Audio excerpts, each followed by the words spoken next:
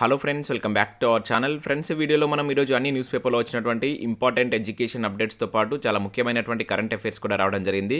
So వాటన్ని గురించి one by one ఈ వీడియోలో అయితే చూద్దాం. సో వీడియో చూస్తున్న ప్రతి ఒక్కరు వీడియోని ఖచ్చితంగా లైక్ చేయండి. డైలీ 1 to 2 hours వర్క్ చేసి దాదాపు 8 న్యూస్ పేపర్ చదివి మీకు ఇన్ఫర్మేషన్ అందించడం జరుగుతుంది.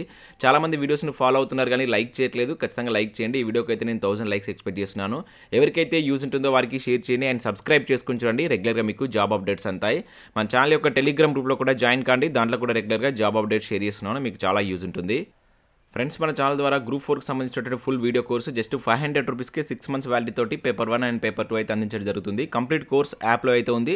ఒకసారి యాప్ డౌన్లోడ్ చేసుకుని అక్కడ శాంపిల్ క్లాసెస్ ఉంటాయి. విన్న తర్వాత నచ్చితే తీసుకోండి. ఇంకా కరెంట్ అఫైర్స్ పీడిఎఫ్ కూడా పర్ మంత్కు 20 రూపీస్ చొప్పున చెల్లించి మీరు పీడిఎఫ్స్ కూడా పొందవచ్చు. టెస్ట్ సిరీస్ కూడా ఉన్నాయి. ఇండియన్ పాలిటిక్స్ సంబంధించి, అదేవిధంగా తెలంగాణ చరిత్ర అండ్ తెలంగాణ ఉద్యమ చరిత్ర, జనరల్ సైన్స్ సంబంధించినటువంటి టెస్ట్ సిరీస్తో పాటు ఇవన్నీ మీకు సబ్జెక్ట్ వైజ్గా అండ్ చాప్టర్ వైజ్గా అయితే ఉంటాయి. అప్లికేషన్ అండ్ డైరెక్ట్ మెథడ్లో ఉండడం జరుగుతుంది. శాంపిల్ పీడిఎఫ్స్ అక్కడ ఉంటాయి. ఒకసారి చూసి నచ్చితే తీసుకోండి. దాంతోపాటుగా మేము రెగ్యులర్గా మన ఛానల్లో కంటెంట్ కూడా అప్లోడ్ చేస్తున్నాం. సో రాబోయేటువంటి గ్రూప్ 4 కావచ్చు, ఇంక ఇతర పోటీ పరీక్షలు యూజ్ అయ్యేటువంటి కంటెంట్ కూడా మన ఛానల్లో ఉంది. ఒకసారి మీరు ప్లేలిస్ట్కి వెళ్ళి చూడండి. నచ్చితే వాటికి సంబంధించి అయితే ఫాలో కండి. ఫ్రెండ్స్, ఈరోజు న్యూస్ పేపర్లో వచ్చినటువంటి అప్డేట్స్ కనుక చూసినట్లయితే మనకు ఫస్ట్ అప్డేట్ వచ్చేసి గ్రూప్ 2 ఉద్యోగాలు 783 అంటూ ఆంధ్రజ్యోతిలో ఒక అప్డేట్ ఇక్కడ మనం చూడవచ్చు. టీఎస్పీఎస్సీకి వివరాలు ఇచ్చిన శాఖలు ఈ నెలలోనే నోటిఫికేషన్, దరఖాస్తులకు నెల గడువు, 3 రోజుల్లో గ్రూప్ 1 ప్రిలిమినరీ ఫలితాలని చెప్పేసి ఇక్కడ ఇచ్చారు. సో ఇక్కడ ఉన్నటువంటి ఇన్ఫర్మేషన్ కనుక చూసినట్లయితే రాష్ట్రంలో ఖాళీగా ఉన్నటువంటి గ్రూప్ 2 పోస్టుల సంఖ్యపై స్పష్టత వచ్చింది. సో ఈ ఉద్యోగాల భర్తీకి నోటిఫికేషన్ జారీ చేసేందుకు తెలంగాణ రాష్ట్ర పబ్లిక్ సర్వీస్ కమిషన్ టీఎస్పీఎస్సీ కసరత్తు పూర్తి చేసింది. సో రాష్ట్రంలో భారీ సంఖ్యలో ఉద్యోగాల భర్తీని చేపట్టిన ప్రభుత్వం ఇప్పటికే గ్రూప్ 1, గ్రూప్ 4 కొలువుల నోటిఫికేషన్లు జారీ చేసిన సంగతి తెలిసిందే. సో గ్రూప్ 2 ఉద్యోగాల భర్తీకి కూడా నోటిఫికేషన్ జారీ చేయాల్సి ఉండగా సో ఈ పోస్టులు ఎన్ని ఖాళీగా ఉన్నాయనే దానిపై కొద్ది రోజులుగా అధికారులు కసరత్తు చేస్తున్నారు. సో గ్రూప్ 2 పోస్టుల భర్తీకి సంబంధించి ఇప్పటికే ప్రభుత్వం అనుమతించినప్పటికీ ఆయా విభాగాల నుంచి కొంత అదనపు సమాచారం కావాలని కమిషనర్ అధికారులను కోరారు. సో ముఖ్యంగా పోస్టుల సంఖ్య కావచ్చు, వాటి యొక్క రోస్టర్ విధానాలు వంటి ఉన్నాయి. సో టీఎస్పీఎస్సీ అధికారులు అడిగినటువంటి సమాచారాన్ని ఆయా శాఖలు సమర్పించాయని చెప్పేసి కూడా ఇక్కడ ఇచ్చారు. సో దీంతో గ్రూప్ 2 పోస్టుల సంఖ్యపై స్పష్టత వచ్చిందని చెప్పేసి ఇక్కడ ఇవ్వడం జరిగింది. సో అన్ని విభాగాల్లో కలిపి మొత్తం 783 పోస్టులు ఉన్నట్లు గుర్తించారు. సో వాటికి సంబంధించినటువంటి రోస్టర్ పాయింట్లు కావచ్చు, సర్వీస్ రూల్స్ను కూడా సమర్పించారు. సో దీంతో ఈ నెలాఖరులోగా గ్రూప్ 2 ఉద్యోగాల భర్తీకి నోటిఫికేషన్ జారీ చేసే అవకాశం ఉంది. సో నోటిఫికేషన్ తర్వాత నెల రోజుల పాటు అభ్యర్థులకు దరఖాస్తు చేసుకునేటువంటి అవకాశం ఉన్నారు.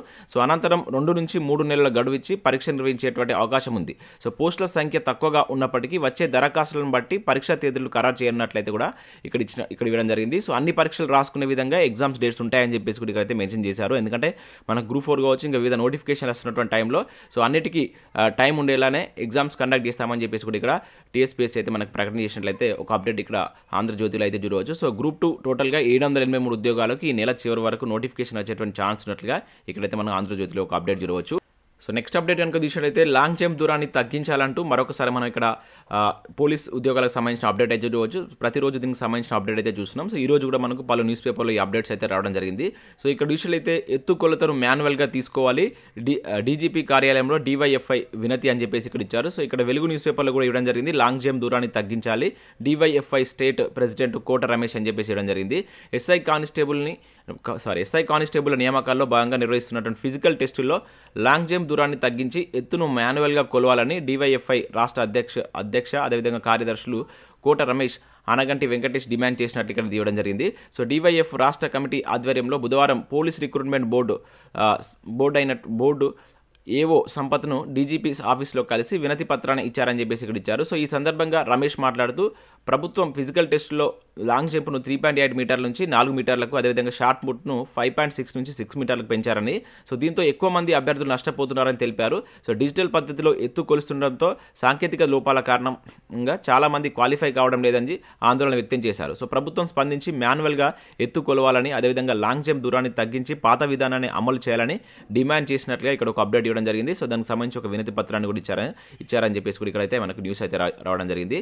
మరి దీనికి సంబంధించి ప్రభుత్వం ఎటువంటి నిర్ణయం తీసుకుంటుందో వేచి చూడాల్సిందే. గత 2-3 డేస్ నుంచి మనం వీటికి సంబంధించిన వార్తలు అయితే చూస్తున్నాం. సో నెక్స్ట్ ఇక్కడ మరొక అప్డేట్ కనుక చూసినట్లయితే ఏఈ పోస్టుల పరీక్ష తేదీ మార్చాలంటే ఒక అప్డేట్ ఇక్కడ చూడవచ్చు. టీఎస్పీఎస్సీకి అభ్యర్థుల విజ్ఞప్తి. సో రాష్ట్రంలో ప్రభుత్వ ఇంజనీరింగ్ విభాగాల్లో ఖాళీగా ఉన్నటువంటి 833 సహాయక ఇంజనీర్ పోస్టుల భర్తీకి నిర్వహిస్తున్నటువంటి రాత పరీక్ష తేదీని మార్చాలని అభ్యర్థులు టీఎస్పీఎస్సీకి విజ్ఞప్తి చేశారు. సో ఇంజనీరింగ్ గేట్ 2023 ఫిబ్రవరి 12న ఉందని, అదే రోజున ఈ ఏఈ పోస్టుల భర్తీకి కమిషన్ రాత పరీక్ష నిర్వహించాలని నిర్ణయించింది. సో ఒకే రోజు 2 పరీక్షలు ఉండడంతో పరీక్షలకు లక్షల మంది ఇంజనీరింగ్ అభ్యర్థులు నష్టపోయేటువంటి ఛాన్స్ ఉందని చెప్పేసి ఇక్కడైతే ఇవ్వడం జరిగింది. సో దీనికి సంబంధించి ఎగ్జామ్ డేట్ చేంజ్ చేయాలని చెప్పేసి కూడా ఒక వినతి పత్రాన్ని టీఎస్పీఎస్సీకి ఇచ్చినట్లు ఒక అప్డేట్ ఇక్కడ మనం చూడవచ్చు. సో నెక్స్ట్ అప్డేట్ కనుక చూసినట్లయితే మనకు యూపీఎస్సీ నుంచి 2 నోటిఫికేషన్స్ అయితే రిలీజ్ కావడం జరిగింది. ఇక్కడ చూసినట్లయితే యూపీఎస్సీ ఎన్డీఏ అదేవిధంగా ఎన్ఏ ఎగ్జామినేషన్ 2023కి సంబంధించిన నోటిఫికేషన్ అయితే రిలీజ్ చేశారు. దీనిలో మనకు మొత్తం 395 వేకెన్సీస్ అయితే ఉన్నాయి. ఆర్మీలో 208, నేవీలో 42 అండ్ ఎయిర్ ఫోర్స్ విభాగంలో 120 వేకెన్సీస్ అయితే ఉన్నాయి. సో నేవల్ అకాడమీ వాటికి సంబంధించి 10+2 అనేటువంటిది అర్హత ఉండాలి. సో ఆర్మీ వింగ్ పోస్టులకు ఏదైనా గ్రూప్లో ఇంటర్ ఉత్తీర్ణులై ఉండాలి. సో ఎయిర్ ఫోర్స్ నేవీ లాంటిదికి 10+2తో పాటు సో వాళ్ళకు ఫిజిక్స్ మ్యాథ్స్ అనేది వన్ ఆఫ్ ద సబ్జెక్ట్ కింద మనకి ఇంటర్లో ఉండాలని చెప్పేసి అయితే మెన్షన్ చేశారు. సో ఇక్కడ చూసినట్లయితే రాత పరీక్ష అదేవిధంగా పర్సనాలిటీ టెస్ట్ ఆధారంగా ఎంపిక ప్రక్రియ ఉంటుందని చెప్పేసి మెన్షన్ చేయడం జరిగింది. దరఖాస్తులకు చివరి తేదీ వచ్చేసి జనవరి 10th అనేది లాస్ట్ డేట్ ఉంటుందని చెప్పేసి అయితే ఇక్కడ ఇచ్చారు. సో ఆన్లైన్లో రాత పరీక్ష కూడా మనకు 16th ఏప్రిల్ ఉంటుందని చెప్పేసి ఇక్కడ టెంటేటివ్ డేట్స్ కూడా మెన్షన్ చేశారు. దాంతోపాటుగా UPSC combined defence services examination సంబంధించిన నోటిఫికేషన్ కూడా రిలీజ్ చేశారు. 341 వేకెన్సీస్ ఉన్నాయి. సో ఇక్కడ విభాగాల వారీగా మనకు ఇండియన్ మిలిటరీ అకాడమీలో డెహ్రాడూన్లో 100 వేకెన్సీస్ ఉన్నాయి. దాంతోపాటుగా ఇండియన్ నేవల్ అకాడమీలో సో ఇక్కడ వివిధ విభాగాల్లో కలుపుకొని వేకెన్సీ ఇక్కడ చూడవచ్చు. సో విద్యార్థులు కనుక చూసినట్లయితే మిలిటరీ అకాడమీ అదేవిధంగా ఆఫీసర్ ట్రైనింగ్ అకాడమీ పోస్టులకు ఏదైనా డిగ్రీ, నేవల్ అకాడమీ ఉద్యోగాలకు ఇంజనీరింగ్ ఉత్తీర్ణత ఉన్నటువంటి అభ్యర్థులు అయితే వీటికి అప్లై చేసుకోవచ్చు. అదేవిధంగా ఇక ఎయిర్ ఫోర్స్ పోస్టులకు సంబంధించి డిగ్రీతో పాటు మ్యాథ్స్, ఫిజిక్స్ అనేటువంటి మీకు సబ్జెక్టుల కింద ఉన్నటువంటి అభ్యర్థులు వీటికైతే అప్లై చేసుకోవచ్చు. సో రాత పరీక్ష ఇంటర్వ్యూ ఆధారంగా ఎంపిక ప్రక్రియ ఉంటుందని మెన్షన్ చేశారు. సో వీటికి సంబంధించి జనవరి 10 అనేది లాస్ట్ డేట్ ఉంది. సో ఇంట్రెస్టెడ్ క్యాండిడేట్స్ ఎవరైనా ఉన్నట్లయితే వీటికి మీకు ఎలిజిబిలిటీ ఉంటే అప్లై చేసుకుని చాలా మంచి ఉద్యోగాలు. సో అవన్నీ పర్మనెంట్ ఉద్యోగాలుగా ప్రతి ఒక్కరు అప్లై చేసే ప్రయత్నం చేయండి. సో నెక్స్ట్ ఇక్కడ చూసినట్లయితే సెంట్రల్ యూనివర్సిటీలో 20,696 పోస్టులు ఖాళీ అంటే ఇక్కడ ఒక అప్డేట్ చూడవచ్చు. కేంద్ర విద్యాశాఖ సహాయ మంత్రి సుభాష్ సర్కార్ అని చెప్పేసి ఇక్కడ ఇవ్వడం జరిగింది. సో దేశంలో సెంట్రల్ యూనివర్సిటీలో 20,696 పోస్టులు ఖాళీగా ఉన్నాయని కేంద్ర విద్యాశాఖ సహాయ మంత్రి సుభాష్ సర్కార్ తెలిపారు. సో రాజ్యసభలో వైసీపీ ఎంపీ ఆర్ కృష్ణయ్య అడిగినటువంటి ప్రశ్నకు కేంద్ర మంత్రి లిఖితపూర్వక సమాధానం ఇచ్చారంటే ఇక్కడ ఒక అప్డేట్ మనం చూడవచ్చు. టోటల్గా మనకు దేశంలో ఉన్నటువంటి సెంట్రల్ యూనివర్సిటీస్లో దాదాపు 20,000 వరకు ఖాళీగా ఉన్నట్లు ఇక్కడ మనకు ఒక అప్డేట్ అయితే చూడవచ్చు. సో వాటికి సంబంధించిన వివరాలు కూడా ఇక్కడైతే మనకు మెన్షన్ చేశారు. సో నెక్స్ట్ ఇక్కడ మరొక అప్డేట్ చూసినట్లయితే నోటిఫికేషన్లకు చిక్కులు లేకుండా చూడండి అంటూ ఇక్కడ ఒక అప్డేట్ చూడవచ్చు. బీఈడీ అభ్యర్థుల సంఘం అని చెప్పేసి ఇక్కడ ఇచ్చారు. సో ప్రభుత్వం ఇస్తున్నటువంటి నోటిఫికేషన్లకు ఎలాంటి న్యాయపరమైనటువంటి చిక్కులు తలెత్తకుండా చూడాలని బీఈడీ అభ్యర్థుల సంఘం రాష్ట్ర అధ్యక్షుడు రామ్మోహన్ కోరారని చెప్పేసి ఇక్కడ ఒక అప్డేట్ చూడవచ్చు.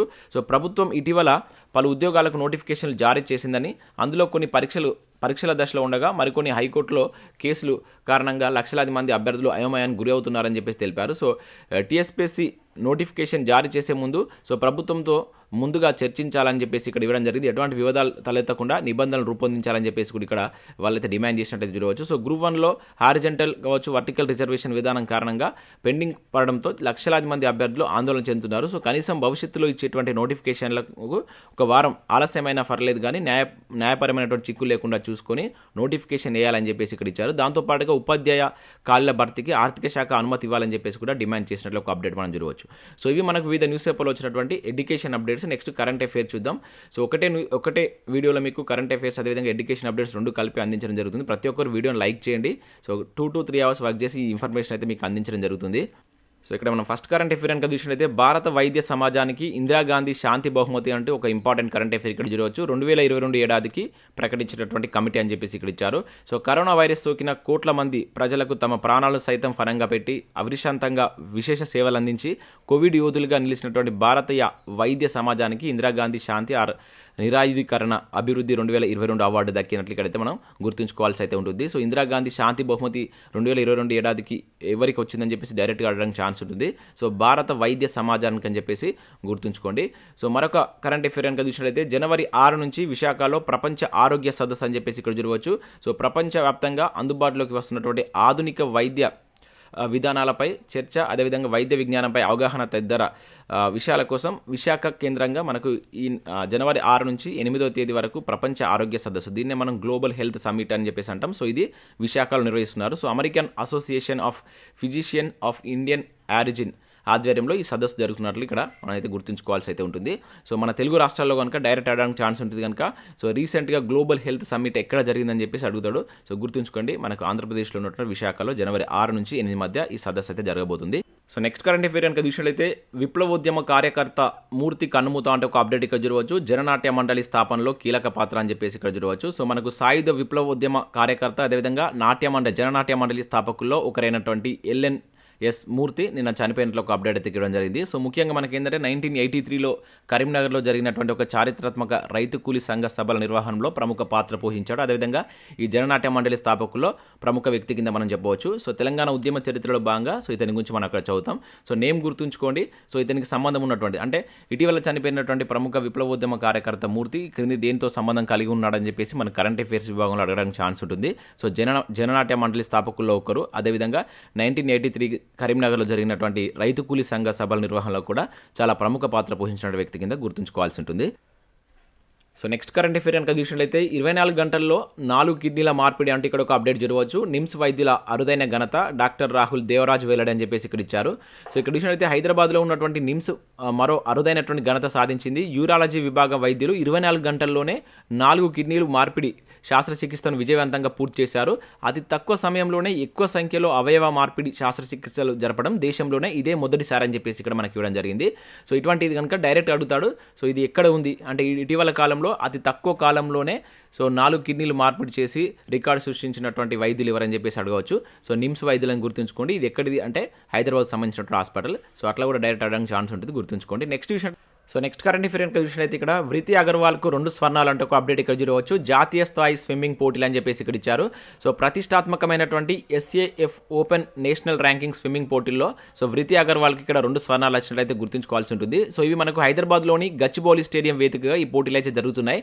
ఇంపార్టెంట్, ఇది మన రాష్ట్రంలో జరుగుతున్నాయి కనుక ఎక్కడ జరిగాయని చెప్పేసి కూడా అడగవచ్చు. సో జాతీయ స్థాయి స్విమ్మింగ్ పోటీలు ఇటీవల ఎక్కడ జరిగాయని చెప్పేసి డైరెక్ట్ అడగడానికి ఛాన్స్ ఉంటుంది, హైదరాబాద్ అని గుర్తుంచుకోండి. సో దీనిలో మనకు వృతి అగర్వాల్కు 2 స్వర్ణాలు అయితే సాధించి మొదటి స్థానంలో అయితే నిలిచింది.